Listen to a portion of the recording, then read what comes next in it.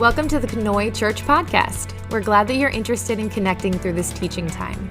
If you'd like to connect further, feel free to reach out to us through our website, knoychurch.org.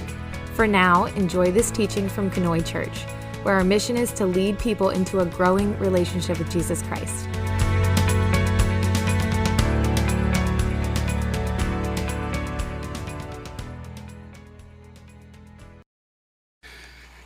Well, let's dig in. This is the second week of our series called Shift, and in case you weren't here last week, just a quick refresher. We are engaging with the idea, the analogy of shifting a car. The whole point of this series is to talk about maturing in our relationship with Jesus. So why call it shift? Why talk about shifting a car? Because shifting a car is a good analogy for maturing, because when you first start out, we're in first gear, but you can't stay in first gear forever. You can't drive very far on the road in first gear. You have to shift in order to get the highway speed, but you can't start in fifth gear, because if you start in fifth gear, your car's gonna stall. You start in first, you work your way to fifth. And there are things that come along with using all of your gears, with being a mature Jesus follower. If you know how to start and stop, then you can pull over and help somebody who's stuck on the side of the road, who's in need. If you never learn how to start and stop, then you can't ever help your brothers and sisters who might be in need. When you learn to use all of your gears, when you learn how to pull out and start and stop, then you can teach others to use all their gears and start and stop. But if you don't know how to do it, then you can't teach others, and you shouldn't teach others. So, we need to learn how to shift. We need to learn how to grow in our faith and in our walk with Jesus. We need to move towards maturity, and that is true if you are a brand new believer, a brand new follower of Jesus, or if you've been following Jesus your whole life. We need to grow in our faith, in our relationship, and in our love for Jesus. And so a reminder of three things that we need to keep in mind. Growth never ends. We're always learners, and anyone can be our teacher. Now, the first thing we discussed last week was judgment. Judgment as a first step in shifting our gears. We must first work on ourselves before we start working on others. And when we work on others, we don't work on them, we work with them. We don't judge them, we work with them. And as Christians, we don't judge non-Christians for being non-Christian. Instead, we focus on building relationships with them, and we love them for where they are. Today, as a second step, we're going to talk about humility and false humility. Humility is an accurate memory. Humility is a clean mirror. Humility is the knowledge that you are not infallible. This week, I rocked it as a solo parent, and we had 2 snow days, and so I got to watch kids' movies, a whole bunch, and one of those kids' movies that I watched was called Red Shoes and the Seven Dwarves, which is a new take on Snow White and the Seven Dwarves. Now, in this version of Snow White and the Seven Dwarves, the seven dwarves are actually these incredible heroes with like superpowers and gifts, and they're really good looking, but they've been cursed. And anytime somebody looks at them or they look at each other, they suddenly transform into tiny little green dwarves, okay?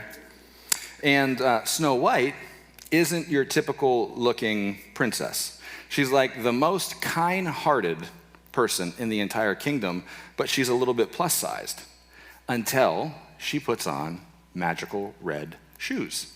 And then suddenly, she's your typical slender princess. She fits all the mold, okay? No one in this movie is what they seem, and no one wants to tell their secret. The dwarves don't want to say who they really are in the beginning, and Snow White doesn't want to say that she's got magical red shoes on. So nobody in the movie has an accurate mirror. No one's being honest about who they actually are, and the dwarves are talking up who these 7 mysterious heroes are, and they're talking about them being way better than they actually are. And so their memories about who they were before they were little green dwarves are lying to them. Everyone lacks humility. And many of us sort of do the same thing. Instead of clean mirrors, it's like us looking into those old mirrors from the 1940s that we find. Like my summer camp used to have those old mirrors from the 1940s in the bathrooms that got speckled all over them, like rusty black speckle spots. When you looked into them, you couldn't actually almost see anything. You sort of had to move around the speckled spots to see what you wanted to see when you were trying to do your hair as a 12-year-old boy to impress all the girls, right? That's the kind of mirror that a lot of us seem to have. And it doesn't exactly reveal to us an accurate picture of who we are. We tell stories of our accomplishments or stories of things in our past, and we tweak them a little bit, right? We add to them, we bolster them just to make ourselves seem a little bit bigger, stronger, smarter, faster, taller, more. Whatever more we want to be. Or maybe we give answers to questions and spout facts and statistics and quotes and verses and always seem to have an answer, and the answer on the spot to whatever is needed, and our answer cannot be questioned because our answer is the truth, and our answer is infallible. So don't question our answer. And that isn't humility. Humility is when we remember who we are and who we aren't. Being humble doesn't mean that you have to say that you're bad at everything, or that you aren't good at anything. I mean, good grief, God gifted you, wonderfully gifted you at many things, so own it. But humility doesn't allow you to throw your gifting in somebody else's face. And humility doesn't allow you to use your gifting to deny someone else's gifting. Or worse, it doesn't allow you to use your gifting to hold somebody else's gifting back because you're worried that their gifting is going to make yours look worse. Humility lets you remember that you are a beloved child of God, gifted by God, and that everyone else is a beloved child of God, gifted by God. You are a beloved child of God, gifted by God, and everyone else is a beloved child of God, gifted by God. False humility is when you take your belovedness and your giftedness and you use it as a tool or a weapon against God's other children. Colossians 2, chapter 2, verses 18 and 19 says this: "Do not let anyone who delights in false humility and the worship of angels disqualify you.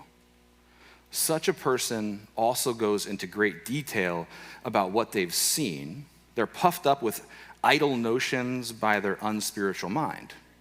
They have lost connection with the head, from whom the whole body, supported and held together by its ligaments and sinews, grow as God causes it to grow." I think Paul's words and intention here are really clear.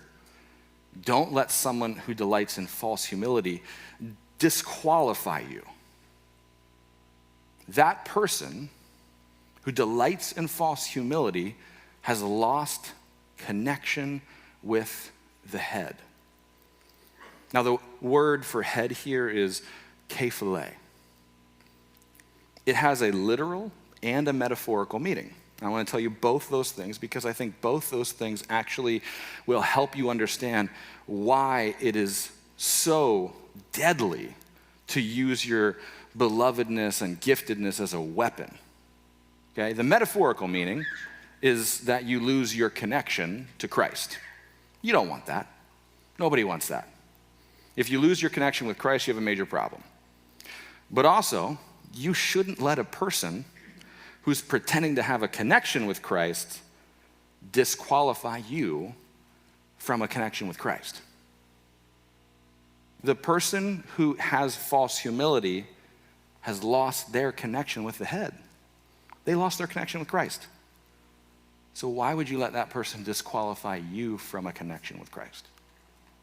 Someone who is claiming to be a Jesus follower, but rather than acting in love and humility, they're instead using their spiritual experiences to always prop themselves up, to always outdo, to always be better, to always have the answer. They can never be wrong. They believe they're totally infallible.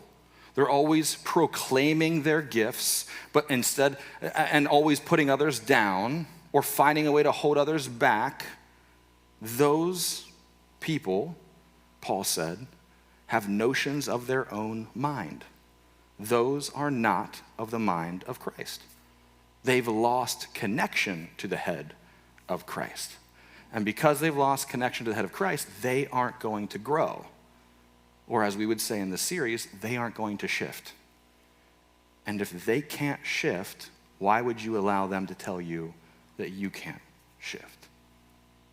So the metaphorical meaning to Kephale is that they've lost connection to the head of Christ. But the literal meaning to Kephale is like an execution. It's like the queen saying, "Off with his head." It's literally, whoosh.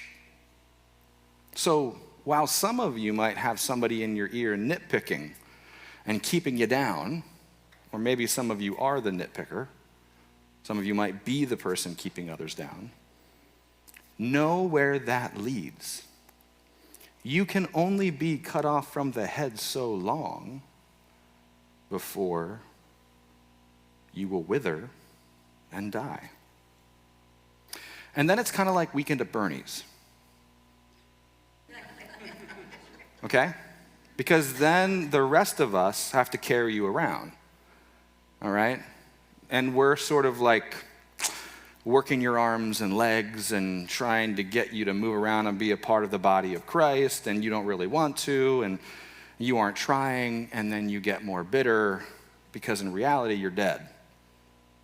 And a change needs to happen, and it can happen, and we're here to support the change that needs to happen, but the change needs to happen in you.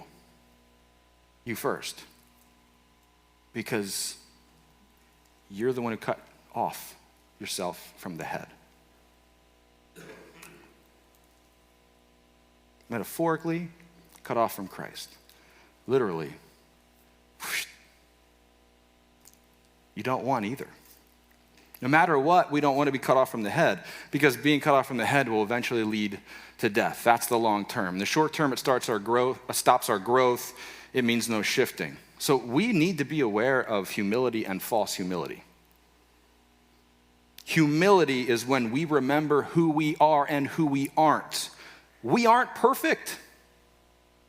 We aren't infallible.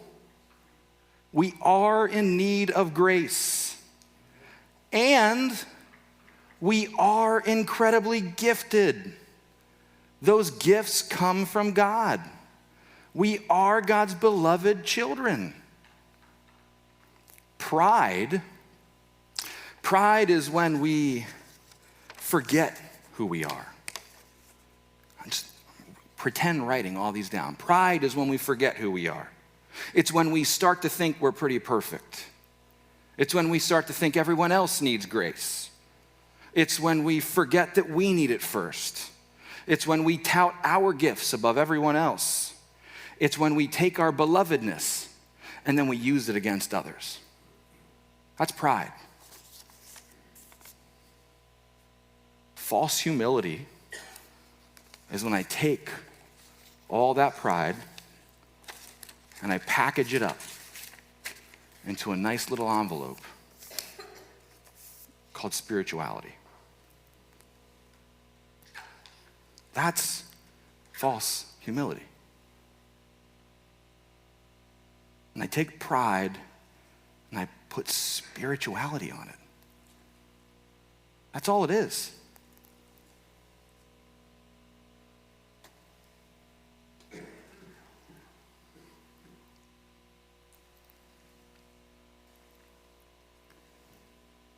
Being falsely humble is not a good thing, because being falsely humble is pride wrapped up in spirituality.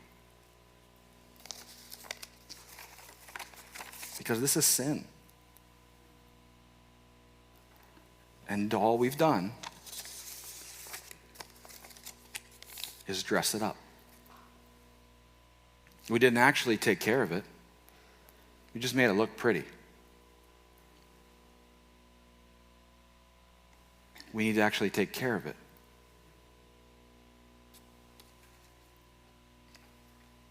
Colossians 2, verses 20 to 23 says, "Since you died with Christ to the elemental spiritual forces of this world, why, as though you still belong to the world, do you submit to its rules? Do not handle, do not taste, do not touch. These rules, which have to do with things that are all destined to perish with use, are based on merely human commands and teachings. Such regulations indeed have an appearance of wisdom with their self-imposed worship, their false humility, and their harsh treatments of the body, but they lack any value in restraining self-indulgence." Now listen to me. We're in a series that deliberately discusses Christian maturity. Last week, we discussed judgmentalism, and I told you to go build relationships with non-Christians. Today, we're discussing humility and false humility, and I just read a verse to you and put it on the screen that sure sounds like it says, rules don't apply to you because you died with Christ. Your maturity in your faith requires you to have wisdom. You can gain wisdom in a bunch of different ways. You can gain wisdom by running headlong into every situation, or by taking your time and considering each situation. Running headlong into every situation is called the hard way. Some of us learn the hard way, okay? And the hard way comes with a lot of bumps and bruises and brokenness, okay? It's not the only way to learn, and I can't tell you how to learn. And I'm not advocating for the hard way. But you do need to learn, and you do need to gain wisdom. You must learn and you must use wisdom, and here is why. Because our Christian walk is not a prescription. Bless you. Life isn't a math problem. The world isn't a textbook. If I go to the doctor, she's going to tell me 3 or 4 things to do, go tell me a medication to get, and it's going to solve my illness. If I sit down with my son to do math homework, we're going to add these numbers and carry that number, and we're going to solve a math problem. If I sit down with one of my daughters to read a book, it's going to have a beginning, it's going to have a middle, it's going to have a happy ending. And I can count on all of those things. It's as easy as A, B, C, 1, 2, 3. I heard that somewhere. Because that's the way those things work. But our Christian walk is a relationship. And relationships are hard. Relationships ebb and flow. There's ups and downs. We grow close. We drift away. We love and we fight. Sometimes we understand. Sometimes we feel confused. And we must use wisdom in all relationships, even in our relationship with God. And so I say all of that. I say get wisdom. I say gain wisdom. I say use wisdom because there are things that appear good that are not good. Like the rules that Paul mentions in the verse that we just read. In Amos chapter 5, it says this. It says, I despise your religious festivals. Your assemblies are a stench to me. Even though you bring me burnt offerings and grain offerings, I will not accept them. Though you bring choice fellowship offerings, I will have no regard for them. Away with the noise of your songs. I will not listen to the music of your harps. Is worship, music, religious festivals, offerings, and fellowship, are they good things? Even things that God commands? Yes. Yes. God did command those things, but Amos points out, if God doesn't have your heart, if you oppress the poor and the innocent, if you deprive people of justice, if you hate the person who tells the truth, then your worship and your offerings and your music are no good. In fact, they're like a stench to God. Because there are things that appear good that are not good. In Matthew chapter 7, Jesus says these words. He says, "Not everyone who says to me, 'Lord, Lord,' will enter the kingdom of heaven, but only the one who does the will of my Father who is in heaven. Many will say to me on that day, 'Lord, Lord, did we not prophesy in your name, and in your name drive out demons, and in your name perform many miracles?' Then I will tell them plainly, 'I never knew you. Away from me, you evildoers.'" Is prophecy good? Is driving out demons good? Is performing miracles good? Is it even one of the instructions that Jesus gives to the disciples upon his departure? Go and do as I have done in the world. Yes, those are good things. And yes, those are part of the instructions. Absolutely. But as Jesus points out, he doesn't know these people. They don't know him because we don't live by a prescription. Take 3 miracles, do 2 demon possessions, and call me in the morning. We don't live by a prescription. We have a relationship with the living God, Jesus Christ. There are things that appear good that are no good. And this is Paul's point in Colossians. There are rules that they get caught up in. In Paul's day, it was rules about eating food, dietary restrictions. And it seems like wisdom to follow those rules. And if you did it, it even seemed like humility. You might get an extra feather in your hat because it made you look better than the person next to you. But that isn't how we're measured. People measure people. In your bulletin is a little popsicle stick. Get it out.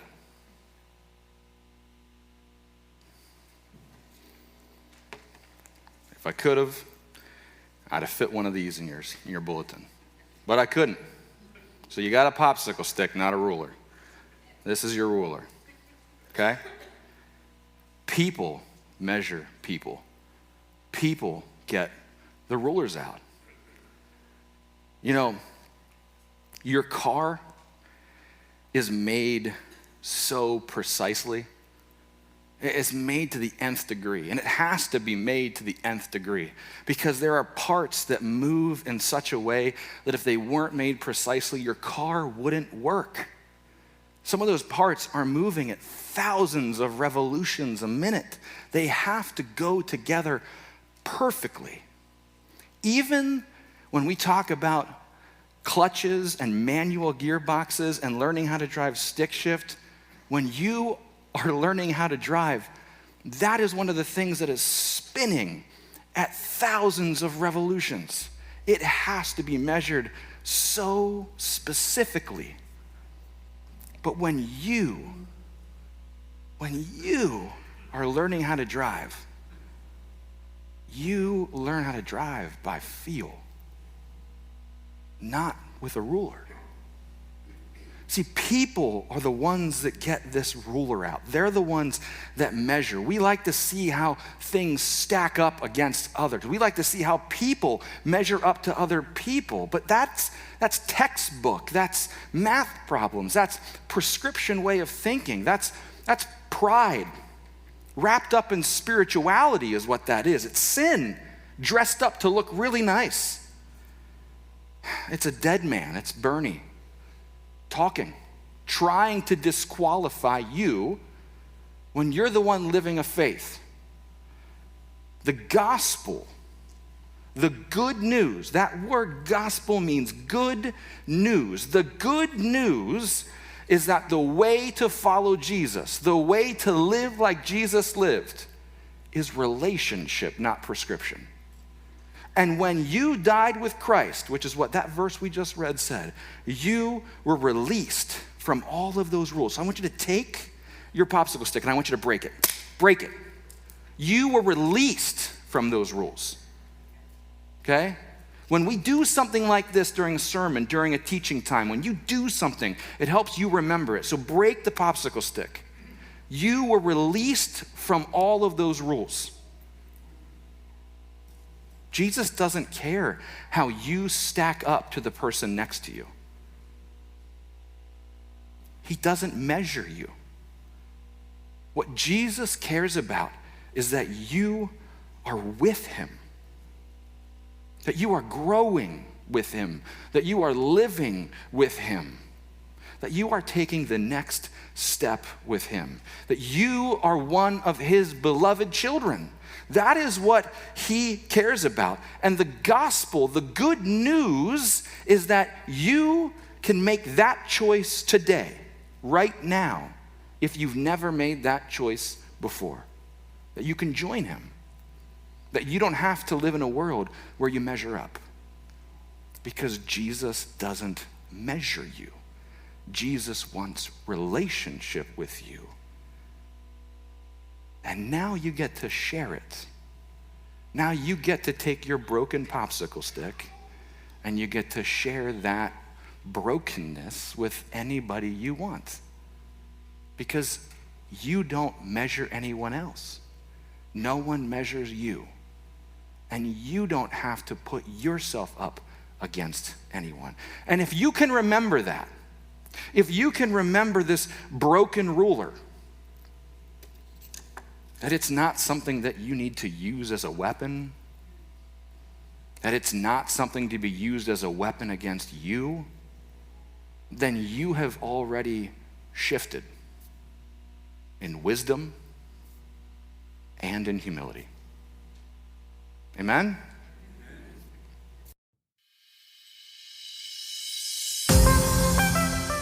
Hi, this is Pastor Nick. Thanks for listening. I hope something that you heard today was very helpful. If you want to connect with us further, feel free to check us out on Facebook, Instagram, or our website, canoychurch.org. Sure, I'm glad we're in this together.